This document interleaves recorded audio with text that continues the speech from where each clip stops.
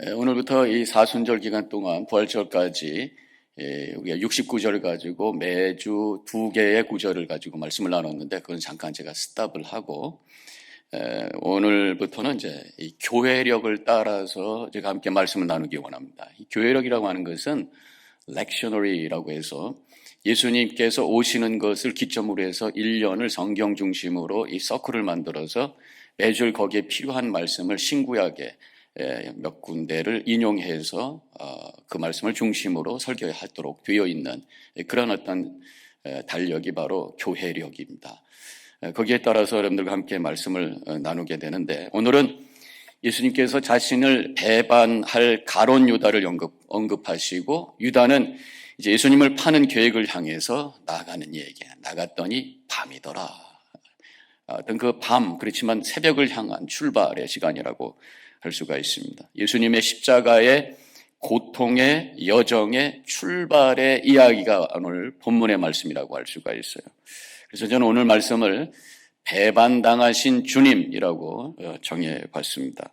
가룟 유다에게 배반당하시는 주님. 근데 그것이 가룟 유다만 아니라 행여나 우리의 안에 가룟 유다와 같이 예수님을 배반하는 모습은 없는가? 이 세상에 예수님을 배반하고 대적하는 모습이 뭘까? 그것을 함께 나누면서 또 결단하는 그러한 시간을 가지려고 합니다. 이 배반이라는 단어 별로 듣기 좋지 않아요. 그렇죠? 또 배신이라는 단어가 있습니다. 그 배신하고 배반의 차이가 뭘까? 제가 한번 사전을 찾아보니까 이 배신은 믿음을 저버린 그 자체를 의미한다고 하고 배반은 그 사람에 대해서 믿음을 저버린 정도가 아니라 나가서 반대 입장에서 대적하는 이것이 이제 배반인 거예요. 유다는 배신 정도가 아니라 이 배반의 자리에 섰다고 할 수가 있습니다. 예수님을 체포하는 자리에 앞장을 섰던 사람이 바로 가룟 유다예요. 가룟 유다는 3년 동안 예수님과 공생애를 하면서 희비애락을 함께 나누면서 지냈던 그런 사람이었는데 한순간에 예수님께로부터 돌아서서 예수님을 대적하는 사람이 되었다고 하는 것이요. 배반한 그런 사람이었던 것입니다. 이 배신의 반대 말은 뭐라고 생각하세요? 의리라는 생각을 해보게 됩니다. 이 의리라는 단어를 영어로 바꾸면 뭐로 할까 보니까 faith 아니면 loyalty 그렇게 번역을 하는데 어떤 신의 아니면 충성 그 관계에 대해서 어떤 신의를 갖고 그것을 유지하려고 하는 것, 이 관계에 대해서 충성하는 그런 어떤 인간의 도리를 다하는 자세가 의리라고 할 수가 있어요. 의리는 나의 욕심과 이기심을 내려놓고 관계를 충실히 지키려고 하는 거예요. 근데 배반은 내 욕심과 이기심 때문에 관계를 쉽게 내던지는 모습을 배반이라고 할 수 있습니다. 우리 성도는 배반이 아니라 의리가 있어야 될 줄로 믿습니다. 하나님과의 의리, 성도들과의 의리, 그 어떤 것보다도 관계에 충성을 하는. 그래서 저는 믿음은 관계다. 그런 말씀을 드렸어요. 우리가 계속해서 충실하게 지켜야 될 관계는 바로 하나님과의 관계와 성도들과의 관계라고 하는 거예요. 너무 쉽게 그것을 저버리고 내 생각과 내 욕심을 따라서 등 돌리는 이런 배반의 모습이 바로 유다의 모습이었다면 우리 성도들은 그렇게 해서는 안 된다고 하는 것입니다. 자, 그러면 저는 이제 오늘 이 예수님을 배반했던 유다를 바라보면서 행여나 우리 속에도 그런 가룟 유다의 모습이 있는 것은 아닌가 한번 생각해 보고 이 십자가에 못 박은 장본이 되었던 그런 유다의 모습을 보면서 행여나 지금도 우리가 그런 모습이 있는 것은 아닌가 몇 가지를 한번 나눠보도록 하겠습니다. 가룟 유다가 예수님을 배반했던 그 이유가 뭘까? 어떤 것이 예수님을 배반하는 모습일까? 세 가지로 제가 정리를 해봅니다. 한 가지는 첫 번째로는 자신의 생각을 예수님보다 앞세웠던 것. 이것이 바로 예수님에 대한 배반이었던 것입니다. 가룟 유다는 그 당시에 열심당이라고 하는 그런 어떤 그룹이 있었어요. 그 열심당 출신이었습니다. 그들은 메시아를 기다렸어요. 근데 그 메시아가 정치적인 메시아였습니다.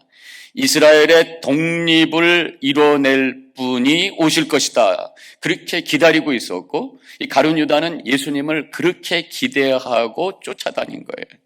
3년 동안 예수님과 교제하고 예수님의 말씀을 들었어요. 그렇지만 자기가 기대했던 자기의 생각을 조금도 변경시키지 않았어요. 자기의 생각과 기대를 가지고 예수님을 바라봤기 때문에 결국은 예수님에 대해서 실망하게 되고 예수님을 배반하게 되고 등 돌리고 오히려 대적하는 자리에 앞장섰던 사람이 바로 가룟 유다였다고 하는 것입니다. 사람들이 예수님 믿을 때에 자기가 갖고 있는 기대와 생각이 있어요. 대개 보면은 교회를 처음 나오시는 분들이 마음의 평안을 얻기 위해서 나온다고 그러고 또 복 받기 위해서 나온다고 그러고 좋은 친구 만나기 위해서 나오게 돼요. 이게 처음에 믿음 생활을 시작할 때 기대하는 것. 아마 그것이 예수님에 대한 기대라고도 말할 수가 있겠죠. 그러다 신앙생활 하면서 예수님을 알아가게 되고 성경 공부하게 되고 성령의 도우심 속에서 그 생각이 점점 바뀌기 시작합니다. 성숙해지는 거죠. 그래서 이 마음의 평안을 뛰어넘는 열정과 하나님이 나에 주신 사명을 향해서 움직여 나가는 그런 것으로 바뀌기 시작하죠.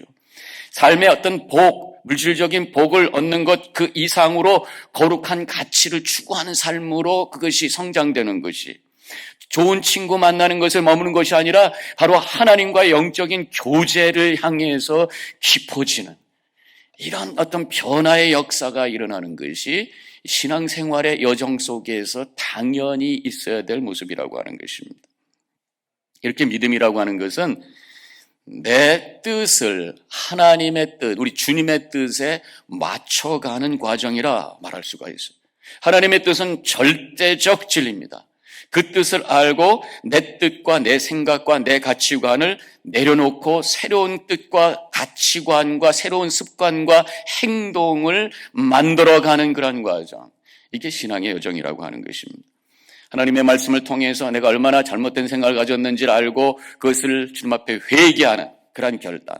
하나님의 뜻을 향해서 내 생각과 마음을 바꾸는 그러한 결단. 회개와 결단의 과정을 통해서 내 생각이 바뀌는 이것이 우리 가운데 일어나는 것입니다.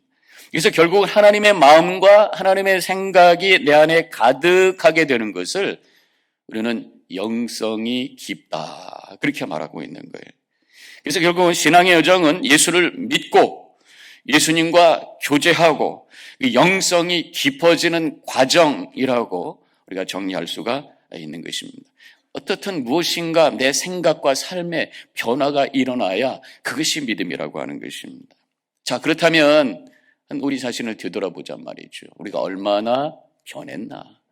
얼마나 예수 믿고 내 생각이 변하고 내 가치관이 변하고 내 삶의 방향과 목적이 변했는가? 한번 생각해 보자 말이죠. 물론 우리 신앙의 여정을 보면은 업앤 다운이 있어요. 어떤 때는 내가 많이 변한 것 같아. 어떤 때는 막 추락이 돼가지고 무너진 것 같아. 업앤 다운이 있어요. 우리가 이 죄된 세상 속에 살기 때문에 연약한 육체를 갖고 살기 때문에 우리 속에 있는 죄성이 여전히 남아있기 때문에 업앤 다운 하고 있습니다.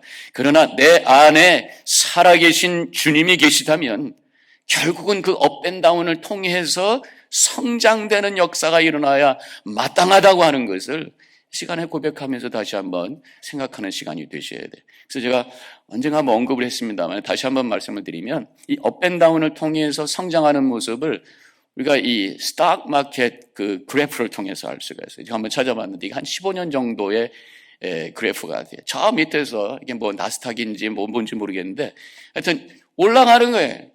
떨어질 때는 뭐 뚝 떨어질 때도 있어요. 그러나 결국은 지나보면은 성장했더라. 여러분들 그래프를 보니까 갑자기 여러분들 지금 스탁마켓 투자하신 분들 이번에 오늘 어떻게 됐다? 그런 걱정하실 거 없이고요. 내 믿음의 상태가 지금 어떻게 성장하고 있는가?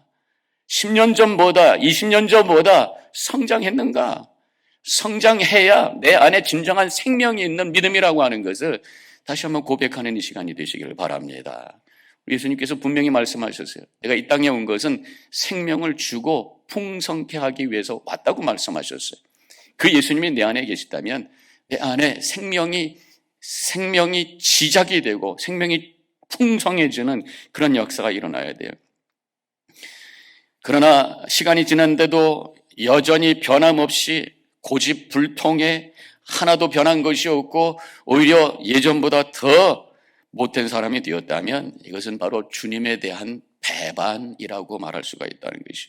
예수님을 실망시키고 예수님께 다시 한번 고통을 주는 일, 예수님을 또 한 번 십자가에 못 박는 일이라고 하는 것을 우리가 가룟 유다를 바라보면서 다시 한번 생각해야 될 줄로 믿습니다. 두 번째는 예수님을 배반하는 모습이 어떤 것인가? 예수님보다 돈을 더 중요하게 생각을 했다고 하는 거예요. 이 가룟 유다는 예수님을 은 30에 팔기로 제사장들과 딜을 했어요. 예수님을 팔았다고 하는 의미가 뭡니까? 팔았다고 해서 노예처럼 판 건 아니잖아요. 당시에는 사진 기술도 없고 어떤 정보를 다른 사람들에게 공유할 수 있는 그런 시스템이 없기 때문에 예수님을 잡기 위해서는 예수님을 잘 아는 사람이 가이드를 해야 되는 거예요. 그 군사들이라든가 다른 사람들은 예수님에 대한 얘기는 들었어도 그분을 만나보지 않고서는 만나봤어도 금방 기억에서 사라질 수도 있고 그러니까 정확하게 누구인지를 알기 위해서는 그 아는 사람이 가이드 해줘야 되는 거예요. 이 가룟 유다는 은 30냥에 자기가 그 일을 하겠다고 나서게 된 거죠. 그리고 사람들을 끌고 예수님을 체포하는 데 앞장서게 되는 것입니다. 그리고 예수님께 가서 입맞춤을 하죠. 예수님이 반가워서 입맞춘 것이 아니라 내가 입맞추는 사람이 바로 예수다라고 하는 사인을 준 거예요. 그러면 사람들이 와서 예수님을 체포하게, 그렇게 서로 약속이 되었던 것이죠. 이러한 장면을 통해서, 이러한 과정을 통해서 이 가룟 유다는 예수님을 은 30보다 못한 싸구려로 만들어버렸다는 거예요. 그 귀하신 분을 물질보다 더 가치 없는 존재로 만들어버린 그 사건이 바로 이 가룟 유다가 예수님을 입맞추는 그 순간에 일어난 사건이라고 하는 것입니다. 가룟 유다는 예수님과의 그 공생의 사역 속에서도 돈에 대한 욕심을 보여줬던 사람입니다. 요한복음 12장에 가면은 예수님께서 나사로의 집에 가서 식사를 하십니다. 그때 어떤 여인이 와서 향유를 예수님의 발에 붓고 자기의 머리털로 예수님의 발을 씻는 장면이 나요. 울면서 감동 속에서 예수님을 섬기는 그런 거룩한 모습, 얼마나 아름답고 귀하고 거룩한 순간입니까? 그때 가룟 유다가 5절에서 이 향유를 어찌하여 300데나리온에 팔아 가난한 자들에게 주지 아니하였느냐, 그렇게 나무래고 있어요. 여기서 보면은 가난한 사람을 생각하는 아주 의로운 사람이라고 하는 그 느낌이 드는 그런 발언을 했는데, 성경에는 그 다음 구절에서 그 속셈이 그것이 아니라고 하는 것을 말씀하고 있습니다. 요한복음 12장 6절에 이렇게 말하면 가난한 자들을 생각함이 아니요 그는 도둑이라 돈꾀를 맞고 거기에 넣는 것을 훔쳐가미러라, 이렇게 말하고 있어요. 그가 아마 회기였던 것 같아요. 돈깨를 차고 다녔던 것 같아요. 아무래도 사역을 하다 보면은 이렇게 서포트 해주는 분도 있고 도네이션 하는 분도 있고 그거 가지고 먹기도 하고 자기도 하고 여러 가지 그렇게 사역을 했겠죠. 슬쩍슬쩍 그때마다 주머니에 채워넣었던 그러한 돈에 대한 욕심이 많았던 사람이 바로 가룟 유다였다, 그런 말씀입니다. 지금 이 여인에게 이 말을 했던 것은 가난한 사람을 생각해서 그렇게 말한 것이 아니라 그 돈이 아까워서, 이 300데나리온이 아까워서 바로 예수님을 300데나리온보다 못한 존재로 만들고 있는 그 순간이었다고 하는 것이, 이렇게 돈을 예수님보다 더 귀하게 생각하는 이것이 바로 예수님을 배반한 모습이라고 하는 것을 이 가룟 유다를 통해서 알 수가 있습니다. 우리 예수님이 추구하는 가치는 이 물질을 뛰어넘는 거룩한 영적인 가치, 하나님 나라를 이루는, 이것이 예수님께서 추구하는 가치였다고 하는 것입니다. 예수님은 사랑이 나누어지는 에덴 동산을 회복하기 위해서 이 땅에 오신 것이, 생명을 주고 풍성케 하기 위해서 왔다. 그래서 영혼의 생명을 불어넣어주고 아픈 사람이 회복되고 또 소외된 자들이 자신감을 얻고 인생의 방향을 몰라 헤매는 자들에게 목적을 주시고 삶의 방향을 가지고 사명을 가지고 살 수 있도록 하기 위해서 이 땅에 오신 분이 바로 예수님, 이런 거룩하고 큰 가치를 추구하시는 분을 싸구려로 만들어버린, 돈보다 더 가치 없는 분으로 만들어버린, 돈을 추구함으로 말미암아, 돈을 예수님보다 더 귀한 존재로 섬김으로 말미암아 예수님을 배반한 자가 바로 가룟 유다였다고 하는 것이에요. 디모데후서 6장 10절에서도 돈을 사랑함이 일만 악의 뿌리가 되나니, 이 구절을 가룟 유다와 연결을 시키면 돈을 사랑함이 예수님을 배반하는 것이 되나니, 돈이 필요 없다는 말씀은 아니에요. 그러나 돈을 인격적인 대상으로 삼아 사랑하고 만몬 신으로 우상으로 삼아 그것을 섬기는 그 순간에 예수님을 배반하고 대적한 자가 된다고 하는 것을 바로 이 가룟 유다를 통해서 우리는 알 수가 있는 것입니다. 세 번째로 또 한 가지는 가룟 유다 속에서 예수님을 배반하는 모습을 찾게 되는데, 사랑과 희생보다 권력과 폭력을 추구하는 모습 속에서 바로 예수님을 배반하는 모습을 우리가 발견할 수 있다고 하는 것입니다. 조금 전에도 제가 말씀드렸던 것처럼 가룟 유다는 열심당원이었어요. 로마 제국의 통치에 폭력과 전쟁으로 맞서서 이스라엘을 회복하겠다고 하는 어떤 무력을 추구하는 운동, 거기에 들어갔던 사람이 바로 가룟 유다였다고 하는 것입니다. 그래서 예수님께 대한 기대가 칼과 창으로 무장해서 로마에 대항하는, 그래서 나라를 회복하려고 하는 어떤 권력자가 되기를 기대했던 거란 말이죠. 정치적인 리더가 되기를 기대했다고 하는 것이에요. 근데 예수님께서 사역하는데 가만히 보니까 사랑하라, 뺨을 맞으면 또 한 뺨을 내주오라, 오리 가자 그러면 십리까지 가져오라, 그리고 나는 십자가에 죽을 것이다, 이런 말씀을 하시니까 본인이 기대했던 것과 전혀 다른 거예요. 그래서 결국은 예수님을 배반하게 됐다고 하는 것이, 그런 면에서 이 폭력과 무력을 추구하는, 세상의 힘을 추구하는 것이 예수님을 배반하는 것이구나. 결국 가룟 유다는 예수님을 체포하기 위해서 칼과 몽둥이 든 사람들을 데리고 앞장서서 예수님을 만나, 그래서 예수님 앞에 폭력으로 나타났던 그런 사람이 바로 가룟 유다였다고 하는 것입니다. 그래서 예수님은요, 철저히 폭력을 거부하신 분이, 예수님이 유다와 무리들에 의해서 잡혀갈 때에 베드로가 또 한 성격이 있으니까 칼을 들어서 말고의 귀를 탁 잘라낼 때에 예수님께서는 이렇게 말씀하셨어요. 마태복음 26장 52절에 내 칼을 도로 칼집에 꽂으라. 칼을 가지는 자는 다 칼로 망하느니라. 그렇게 말씀하셨어요. 칼로 해결하려고 하지 말라. 무력으로 해결하지 말라. 그런 자는 결국은 망하는 것이다. 이렇게 하는 예수님께서는 철저히 이 무력과 폭력을 거부하신 분이란 말이죠. 세상의 힘, 무력, 권력으로 세상을 다스리려고 하지만 그건 세상 나라예요. 하나님의 나라는 그런 나라가 아니라고 하는 것입니다. 예수님은 하나님 나라를 세우기 위해서 하신 일이 섬기고 사랑하고 십자가에서 당신을 못 박는 희생을 통해서 그 나라를 세워가셨다고 하는 것입니다.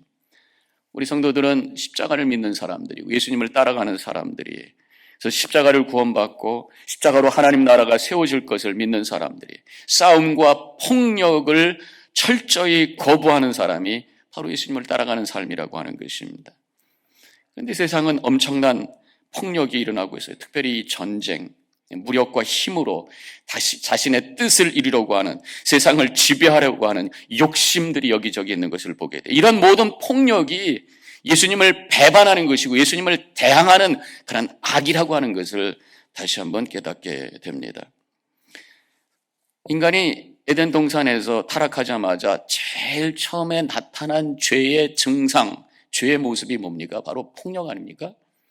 가인이 아벨을 돌로 쳐 죽이는 그런 살인, 폭력적 살인, 폭력적 사건, 이것이 바로 인간에게 드러난 그런 죄의 모습이고 이것이 하나님을 향한 배반의 역사의 시작이라고 할 수가 있어요.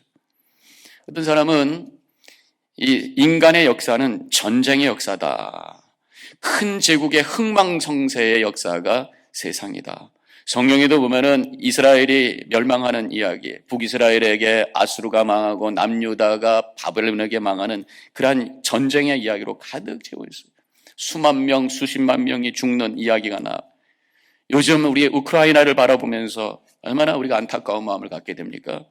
폭력의 소식, 살인과 파괴의 소식, 철저히 하나님께 배반하고 대적하고 있는 이 세상의 모습을 우리는 요즘 우리가 그것을 보면서 안타까워하고 있어요. 하나님께서는 이 세상을 창조해 주시고 우리 인류에게 많은 것을 주시고 은혜로 이끌어 주셨는데 사랑과 평화가 아닌 싸움과 전쟁과 파괴와 살인을 저지르고 있는 모습을 보면서 이 시대의 가룟 유다를 우리는 바라보고 있는 것이죠. 이 우크라이나의 엄청난 비극과 고통을 보면서 우리는 이러한 생각을 해보게 됩니다. 하나님 뭐 하십니까? 번개 뿌리라도 탁 내셔가지고 푸틴 대통령의 머리를 탁 때리시고 그래서 이 모든 것을 딱 끝내주시면 좋겠는데 뭐 하십니까? 이런 우리가 생각을 하게 되죠. 사실 이 질문은 이 기독교가 시작된 이래로 계속해서 씨름하고 있는 질문이에요. 선하신 하나님께서 왜 세상의 악을 왜 그냥 놔두십니까? 이것이 우리의 절규고 우리의 질문이란 말이죠. 이 질문에 대해서 많은 대답이 있지만 속 시원하게 우리에게 대답해 주는 것은 별로 없어요. 이 질문이야말로 나중에 천국 가서 우리 주님께 물어봐야 될 넘버원 질문이 아닌가 그런 생각을 해보게 됩니다. 그러면서도 나름대로 이 질문에 대해서 씨름을 해보게 되죠. 그래서 저는 이런 생각을 해보게 되죠. 이 세상의 악과 비극은 결국 인간의 죄의 결과다라고 하는 것을 고백할 수밖에 없다고 하는 것이 하나님께서 이러한 비극을 시작하신 것이 아니라 인간의 욕심에서 시작됐다고 하는 것을 다시 한번 확인하면서 인간이 얼마나 죄된 존재인가라고 하는 것을 우리는 보게 된다고 하는 거예요. 이 전쟁의 비참함을 보면서 인간이 얼마나 악한 존재인가 탄식하면서 주님을 바라보게 돼요. 이 세상의 고통과 비극을 보면서 인간에 대한 실망을 하게 되면서 그렇지만 주님을 향해 무릎을 꿇고 주님에게만 소망이 있습니다 고백하게 된다고 하는 것이죠. 이런 세상의 악과 비극, 인간의 죄의 결과지만 하나님께서는 인간이 저지른 비극과 악을 또한 사용하시기도 한다고 하는 것을 성경과 세상의 역사를 통해서 우리는 알고 있습니다. 요셉이 형들에 의해서 고통을 당했어요. 그러나 그 고통이 결국에 가서는 요셉을 통해서 하나님의 구원의 역사를 이뤘던 것을 보게 됩니다. 예수님의 고통은 이루 말할 수 없는 고통이었어요. 그러나 그 고통은 결국 하나님의 구원의 역사를 이루는 중요한 그런 역사가 되었다고 하는 것입니다. 역사 속에도 보면 인간이 만든 그 비극과 악을 통해서 하나님은 무엇인가 역사를 이끌어가고 계시다고 하는 것을 우리는 보게 됩니다. 물론 그 자체는 끔찍하고 고통스러운 것이에요. 그 자체는 절대로 선이 될 수가 없어요. 그러나 하나님은 그런 비극을 통해서도 무엇인가 하나님의 뜻을 이룬다고 하는 것을 우리가 고백하면서 지금 우크라이나에서 일어나고 있는 이 비극을 통해서 하나님께서 무슨 일을 하시려고 하는가? 저는 개인적으로 이러한 전쟁을 통해서 하나님께서 종말을 더 앞당기시라고 하는 건 아닌가? 그러면서 하나님의 구원의 역사를 이루는 어떤 구속자적인 사건이 아닐까? 그런 생각도 해보게 됩니다. 이러한 비극과 고통을 보면서 우리는 종말의 궁극적인 하나님의 심판을 바라보게 된다고 하는 거예요. 결국은 하나님께서 직접 심판하실 때가 온다고 하는 거예요. 지금은 이해할 수 없는 그 고통, 억울한 아픔이지만 때가 되면 하나님의 온전한 공의가 이루어질 그때가 올 것이다. 바로 그때가 바로 역사의 종말이라고 하는 거예요. 그래서 우리 성도들은 이런 때에 세상의 그 고통과 이 폭력을 보면서 이 종말론적인 삶으로 다시 한번 영적으로 깨어 있어야 되겠다. 하나님의 그 종말의 때가 다가오고 있다고 하는 그러한 경각심과 긴장감 속에서 우리 자신을 다시 한번 되돌아보고 믿음 안에 바로 설 수 있는 기회가 되어야 될 줄로 믿습니다. 이 고통은 엄청난 것이지만 이 고통은 또 하나님께서 우리를 만나게 하는 기회를 만들어 주시기도 하다고 하는 거예요. 그래서 어떤 기사에 보니까 우크라이나에 있는 모든 성경책에 다 품절이 됐대요. 사람들이 거기 크리스찬들이 그 동방 정교의 중심이고 그냥 우리 개신교는 2%도 안 된다고 그래요. 근데 그분들이 그래도 믿지 않는 분들이 하나님의 말씀을 지금 읽으면서 기도하는 그런 분들이 많이 계신 것 같아요.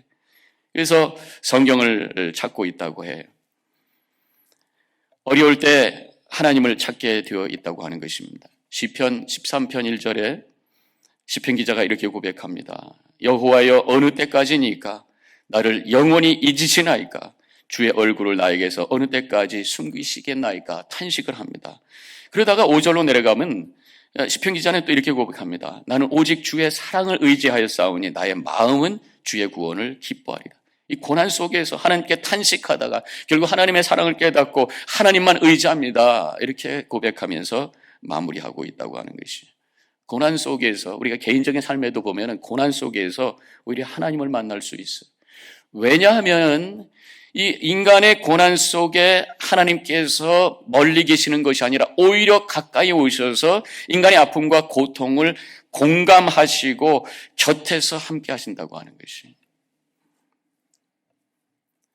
예수님으로 이 땅에 오신 하나님, 인간의 몸으로 이 땅에 오셔서 인간의 고통과 외로움과 슬픔을 직접 경험하신 하나님이시기 때문에 인간의 고난과 고통에 멀리 계시지 아니하고 오셔서 함께 공감하시면서 우리를 바라볼 때 우리가 그 하나님을 만날 수 있다고 하는 것이. 오늘 본문에서 보면은 예수님께서 이 가룟 유다의 배반을 미리 하시고 괴로워하시고 있다라는 표현을 하고 있어요. 요한복음 13장 21절. 예수께서 이 말씀을 하시고 심령이 괴로워 증언하여 이르시되 내가 진실로 진실로 너희에게 이르노니 너희 중 하나가 나를 팔리라 하시니라. 심령이 괴롭다. 아픔을 고백하고 계셔요. 하나님은 영이시기 때문에 인간이 경험하는 그 아픔과 인간이 경험하는 그 마음의 고통을 잘 모르실 수도 있겠죠. 그러나 이 땅에 몸으로 오셔서 그래서 인간의 아픔과 고통을 경험하시고 그것을 표현하고 계시는 예수님을 보면서 우리 하나님이 인간의 고통을 공감하고 계시다고 하는 것을 알 수가 있어요. 그뿐 아니라 성경에 보면은 인간의 아픔과 슬픔을 표현하는 탄식의 고백이 여기저기 많이 나오고 있습니다. 특별히 시편에 가보면은 탄식시가 많이 나와요. 조금 아까 읽었던 그런 말씀입니다. 여호와여 어느 때까지나이까 이 탄식하고 있는 고백. 또 이 예레미야 애가를 가보면은 예레미야 선지자가 눈물의 탄식을 하는 그런 고백을 부르게 되죠. 예레미야 애가 1장 20절에 여호와여 보시옵소서 내가 환난을 당하여 나의 애를 다 태우고 나의 마음이 상하오니 나의 반역이 심히 크미니이다. 밖에서는 칼이 내 아들을 빼앗아가고 집안에서는 죽음 같은 것이 있나이다. 눈물로 주님 앞에 탄식하며 아픔을 고백하고 있는 예레미야의 고백이지만 성경에 이러한 고백이 있다고 하는 것은 우리 하나님께서 우리의 아픔과 슬픔과 그 고통을 너무나도 함께 느끼시고 공감하시는 그런 하나님이라고 하는 것을 분명히 여기서 보여주고 있는 거예요. 예레미야 애가의 그 내용은 5장까지 나오는데 남유다가 바벨론에 의해서 망할 때에 쓰여진 글이에요. 18개월 동안 그 성이 이렇게 둘러싸여가지고 꼼짝 못하고 있습니다. 결국은 나중에 쳐들어와가지고 예루살렘 성을 다 무너뜨리죠. 그때 탄식하며 눈물로 고백했던 그 말씀이 바로 이 예레미야 애가입니다. 예레미야 애가를 이렇게 읽으면 아마도 지금 우크라이나에 있는 백성들의 그 탄식이 이러한 내용이 아니었을까 그런 생각을 해보게 돼요. 2장 11절에 내 눈이 눈물에 상하며 내 창자가 끊어지며 내 간이 땅에 쏟아지니 이는 딸 내 백성이 패망하여 어린 자녀와 젖 먹는 아이들이 성읍 길거리에서 기절함이로다. 그 고통 속에서 예레미야의 심정을 이렇게 표현하고 있는데 바로 이 고통 속에서 하나님을 향해 탄식하고 있는 그런 고백이 바로 이것이라고 하는 것입니다. 요즘 우크라이나에서 일어나고 있는 전쟁의 비극을 보면서 너무 우리가 마음이 아프잖아요. 세계 대부분의 나라가 우크라이나를 응원하고 있고 푸틴 대통령을 지탄하고 있습니다. 하나님께서도 지금 아파하시면서 이 우크라이나 백성들의 그 슬픔과 그 고난 속에 함께 눈물 흘리고 계시는 줄로 저희들은 믿습니다. 그렇기 때문에 우리 성도들은 함께 하나님의 마음으로 안타까운 마음으로 그들을 향해서 중보 기도하면서 그 아픔에 동참해야 될 줄로 믿습니다. 이렇게 우리는 주님을 배반하는 또 대적하는 세상에 살고 있어요. 서로 사랑하라고 하는 하나님의 뜻을 저버리고 사람이 사람을 죽이는 끔찍한 세상, 무력과 폭력으로 자신의 뜻을 이루려고 하는 악마가 판을 치는 세상에 우리가 살고 있다고 하는 것입니다. 종말이 다가오고 있구나라고 하는 것을 실감하게 돼요. 마가복음 13장 7절과 8절에 보면은 예수님께서 분명히 이렇게 말씀하셨잖아요.